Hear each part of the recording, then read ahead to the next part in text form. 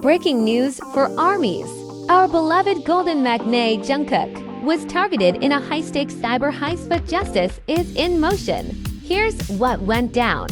In January 2024, malicious actors opened brokerage accounts under Jungkook's name and transferred 33,500 HYBE shares worth roughly $8.4 billion, or $6 million, without his consent. 500 of those shares were even sold to a third party. But thanks to swift action from BigHit Music, the remaining shares were frozen and restored. In February 2025, the Seoul Western District Court ruled in Jungkook's favor, ordering the stolen shares returned and officially recognizing him as a victim of identity theft. Then, on August 22, 2025, South Korean authorities working with Interpol extradited the alleged mastermind, a 34-year-old Chinese hacker from Thailand. He has now been arrested and awaits interrogation.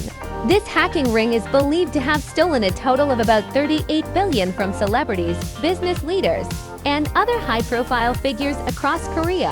Why this matters: even global icons like Jungkook aren't immune to cyber threats. This incident highlights both the vulnerability of public figures and the critical importance of robust digital security. But thanks to rapid responses from authorities and his agency, Jungkook emerged unscathed.